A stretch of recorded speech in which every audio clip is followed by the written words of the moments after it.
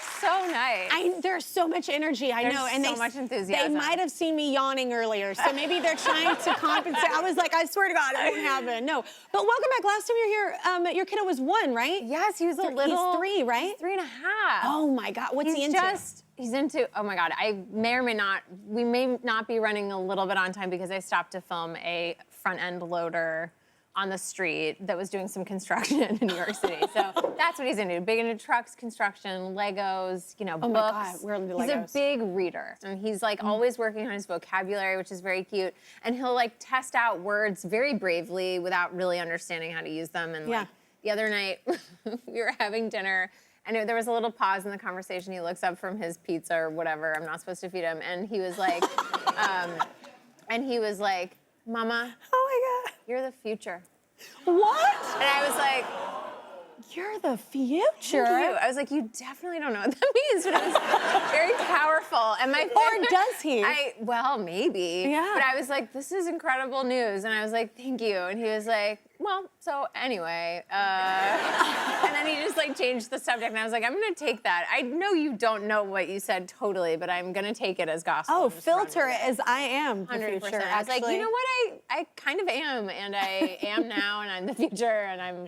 Yeah, anyway, it was just a very profound little thing that he says. But it's, I love when they use bigger words, too, and they're starting, it's really cute. He's like, well, that's kind of the age, and also I love the bravery of being like, I'm gonna throw this out there and see what happens. And he got a great reaction, so I expect that's gonna come back a lot. I love his, to impress the first girl at school. He's gonna be like, you're the future. And by the way, what a lie. What a lie. I mean, if someone had said that to me in like kindergarten, I'd be like, okay, it's us forever. Like, yeah, that's down. I am the future.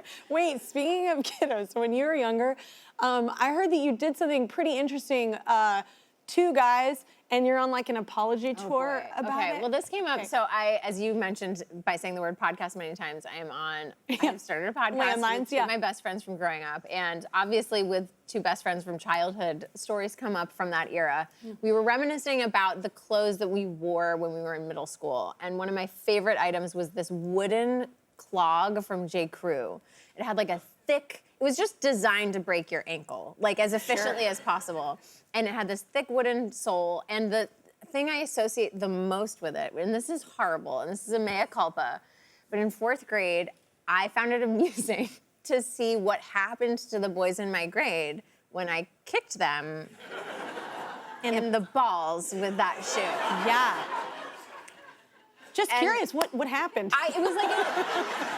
It was fascinating because these boys in 4th grade, like the #1 thing as a boy in my school at least was like nothing phases you, nothing's happening. I have a hoodie and no one can see me and just like I'm not here. I have a hoodie. And when they got kicked in the balls, suddenly this version of them would emerge that was like nauseous and crying and like a big thing. And I was like, wow, this is like a different side of you that I'm seeing. And they were like, it's not happy, it's not a good side. Stop doing this. And I was like, but is it real? Like, how real is this feeling? I don't have that. I don't have what you have. So I don't know how this is. You are like, incredible. we have different glands. Like, I don't know. I just have, and anyway, so it was like a couple of them, a couple of times. And every time I would be like, are you really in pain? And they'd be like, yes, I'm throwing up. Like, this hurts. And anyway, so this came up on the podcast. I love that you would kick them and what does it feel like? Well, because they'd be like down on the ground and be like, so is it like, are you nauseous? Are you... Because nausea feels weird. I don't understand the nausea. Tell me more. And they're like, I can't talk. You know. Anyway, so all the boys that I went to school with, I am so sorry. I hope it caused no permanent damage. And thank you for informing what I now need as information for the mother of a boy who now possesses those, and to all the future people in Arlo's life, if any of you kick him in the balls, I'm coming for you. Or they might be his future. You don't know. You're the future. Right, never mind. Well, there's no segue there. We're just gonna catch some commercials. We have someone in the audience to help us out. Aw. Hi, Kelly and Allison. I'm Sophia. Allison, I've loved your work ever since Girls. When the show debuted, I was in college and was a massive fan of all the characters, but I was definitely a Shoshana. Now, binging it in my 30s, I can totally relate to Marnie.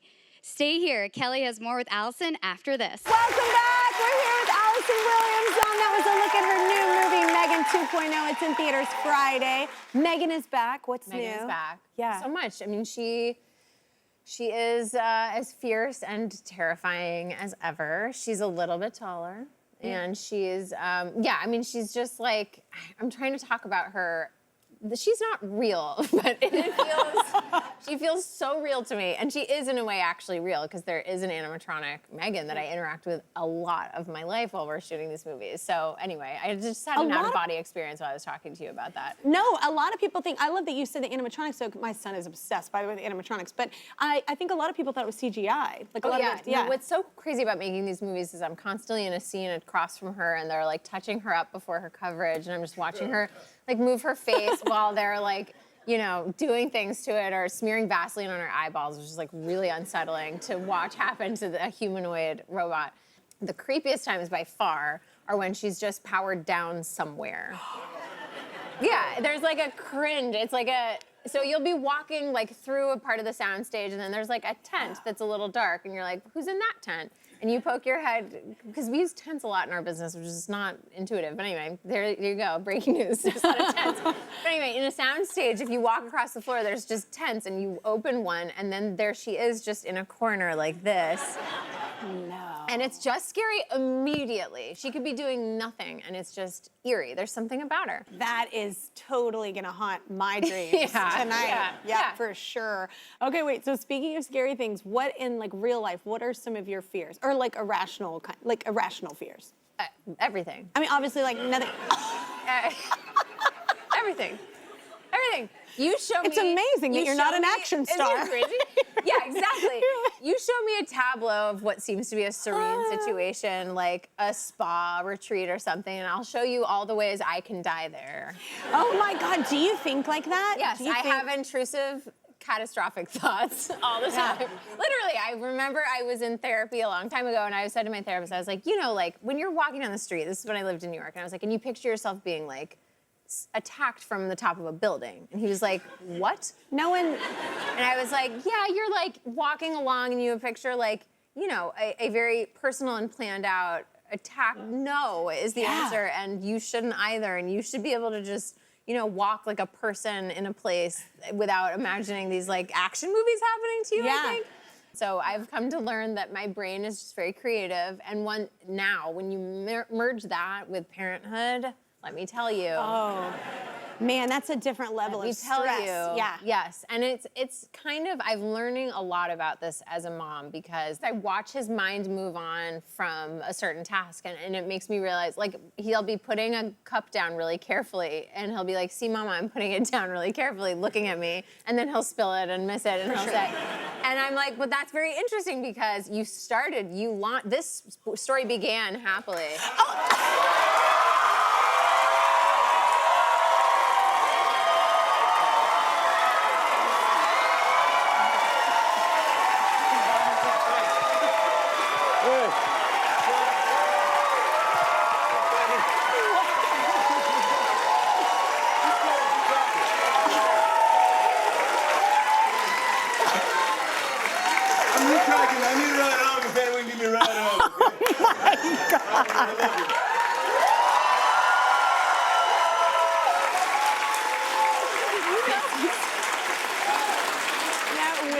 Oh my God. He's not right. That was amazing.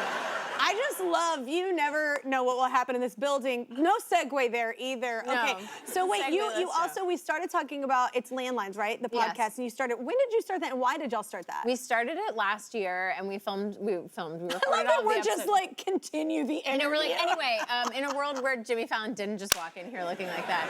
By the way, I was like, how funny would it be if I was like, who was that? Are you okay? Stranger danger. They are just letting anyone in here. Oh my God. You need better security. I started this joke because when I got pregnant, I started a group chat with my friends from growing up that was very focused on baby troubleshooting. And so I found that my friends were like my lifeline or landline, so to speak. And so then two of them have particular expertise that I found myself drawing on a lot. One of them is an early childhood educator, and so she literally taught kids forever and is an expert in it. And the other one is a therapist who worked with kids for a long time. I mean, we talk about all kinds of things, not just being parents. We talk about like aging and hormones and Botox and life. You know, life, everything, all of it. So it's also just, you looked at my forehead. There's Botox in there.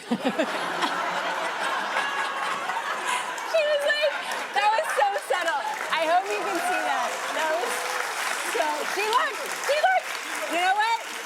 Because you said Botox, and I went, oh, and it doesn't look. I see a little bit of a line, so I didn't know if you did or not. My favorite, the funniest story I have about Botox is that right after I had Arlo and was done breastfeeding was also the time when like all the stuff about human facial emotion books are coming into his life, and it's like, this is what angry looks like. This is what sad looks like. And it was right after I finished breastfeeding, and I finally was like, oh, finally I can get Botox again. I've hated this, all of these like very human, beautiful signs of getting older on my face. I have whatever. I wanted it all to just chill out for a little while. So I got the Botox, and he's like, Mama's sad. And I was like, uh-oh. It's all gonna look the same. One look. And I was like, and he was like, Mama, angry? And I was like, I was like, I'm gonna have to make sounds to accompany these. I don't do it when I'm filming because I think it's weird if I can't make all these faces when I'm doing a character who has to be sad or angry or concerned. I was waiting for you to look at mine. I definitely haven't. I'm afraid of stuff. Me too. I'm afraid of stuff too, which is why my vanity is so powerful that it can overpower. Yeah. It's strong. Impressive. The force is very, very strong with me. Anyway, so it's just like three people who've known each other since they were 5 and younger talking, and so you end up talking about everything that we're going through at this stage of life. You're hilarious. You're like one of my favorite humans on planet Earth. So nice. Welcome back, Allison Williams is still hanging out with us. Her new movie is called M3GAN 2.0. In it, a robot built on artificial intelligence threatens humanity. One thing AI is already threatening in real life is our ability to spell words on our own. So I have to correct you, which means it's time for America's second or third favorite spelling competition. This is Kelly Spellys. Kelly Spellys. Well done. Here to host, she is a writer and on-air personality for Late Night with Seth Meyers and a team captain on CNN's Have I Got News for You. All episodes are available on HBO Max. Give it up for Amber Ruffin.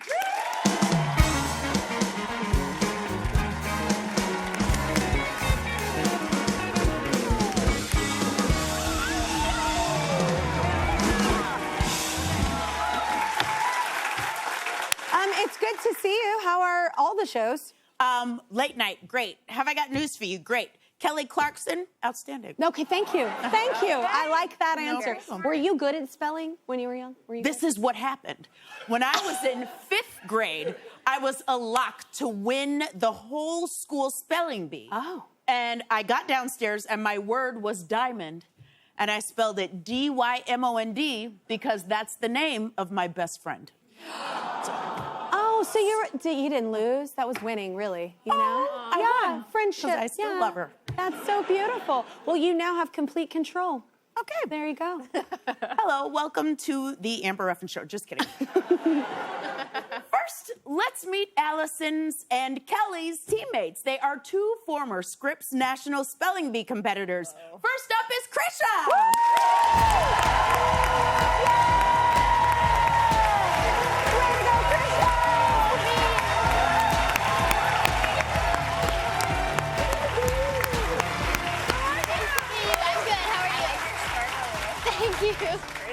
Krrisha is 10 years old, and she's spelling out of Albany, New York. She'll be on Team Allison. Welcome, Krrisha. All right. We also have Jay. Woo! Yeah! Where did the crush it? Woo! Are you ready? Yeah, I'm ready. Also 10 years old, Jay is the New York City Scripps Spelling Bee champion this year. Woo! All right, Jay.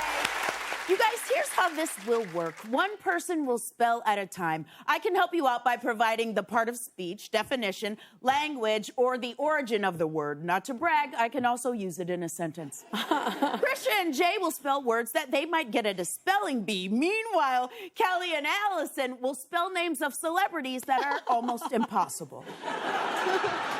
The winning team will receive $5,000 for new books for the student, courtesy of Scholastic. Yes, all right. Okay. Krrisha, you're first. Step up to the mark. Krrisha, here's your first word. It's Jabberwocky. Can I have the definition, please? The definition is meaningless speech, writing, or patter gibberish. Jabberwocky. Jabberwocky.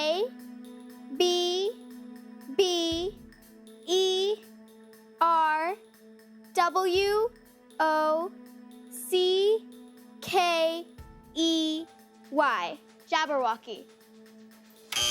Oh, I'm sorry. I thought that was right. was incorrect. What we were looking for was Jabberwocky. Jabberwocky. Oh, the and editing. I don't think you have anything bad to feel about. The word is gibberish itself. All right. Next up, we've got Jay. Jay, Hello. please step up to the mark. How you doing? I'm good. Oh my gosh, you're so cute. I can't live like this. Your word is mollycoddle. Mollycoddle. May I have all the information, please? All of the information? Yes, please. I heard that. Okay. Jay said. That's what he said. That's what he said. You sure can. Mollycoddle is a verb. Its definition is to treat with fond indulgence, to pamper or spoil. Its language of origin. Okay, this word is from an English name plus a word that is perhaps an alliteration of a word that went from Latin to French to English. That means something to you. It does not to me. Here it is in a sentence. Not wanting to call her chihuahua too much, Madge only bought the dog 2 diamond-studded bows instead of 5. Mollycoddle. Mollycoddle. Mollycoddle. Yeah, That is Jay! Yeah! Woo! All right. All right. I'm gonna do this. It's dangerously cute in here. I'm gonna do this. All right, Allison, you're up. Okay. I Think I want to got see. this. Yes. Okay. Thank Okay, you. good job encouraging her. Thank you. Allison, Okay. Yes. your celebrity name is Kaluuya. Aw. Can you give me all What? the information about it? The definition. Daniel Kaluuya. I just want to hear about him. Well, he's cute. The definition is he's an Oscar-winning English actor. The language of origin is Ugandan. Here's Kaluuya in a sentence. Daniel Kaluuya starred in the film Get Out alongside Allison Williams. Kaluuya. K-A-L-U. Wait. Oh my God, this is so much harder. K-A-L-U-U-Y-A. Kaluuya. That is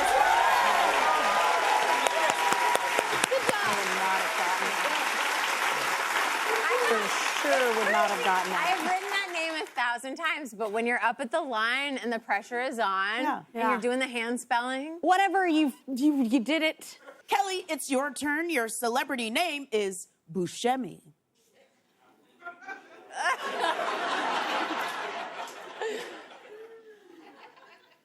Can you tell me the origin? Yes. The language of origin is Italian. Buscemi. B. U. Buscemi. S. C-H. Buscemi. E-M-E. I'm sorry. Valiant effort. I have no idea, obviously. What we were looking for is B-U-S-C-E-M-I, Buscemi. Yeah. Krrisha, you're up one more time. woohoo! Your word is Arctophile. Could you repeat the word again, please? Arctophile. Could I have the definition, please? The definition is a person who likes or collects teddy bears. Arctophile. A-R-C-T-I-F-I-L-E.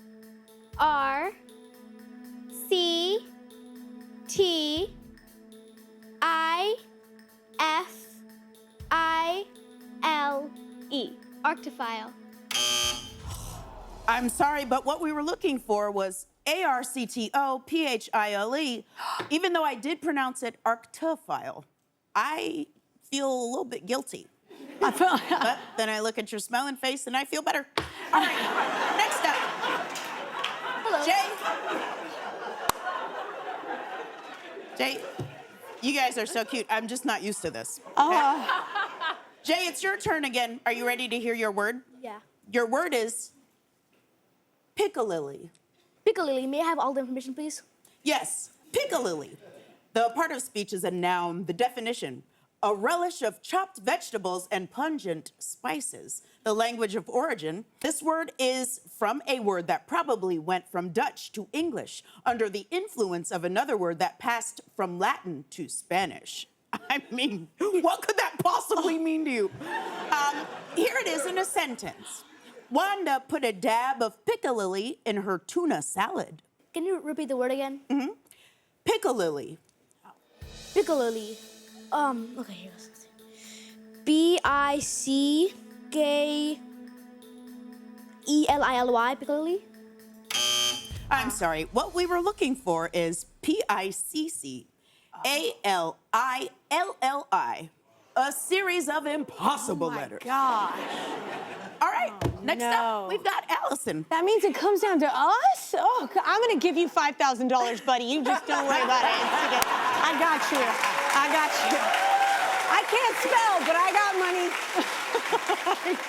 And you know I am gonna bring this team down. No. Your celebrity name is Chalamet. Okay, Chalamet. C-H-A-L-A-M-E-T, Chalamet.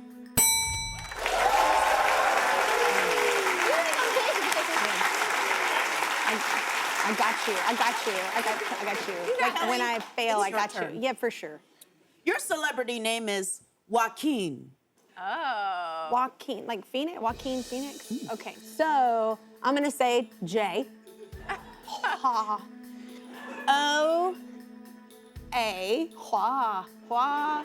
no. Joaquin, Q? No. Okay, J-O-A-Q. Joaquin, Q-I-N. I don't know. So close. The correct answer is Joaquin. Joaquin. I'm Really taking close. it. I didn't even know I was that close.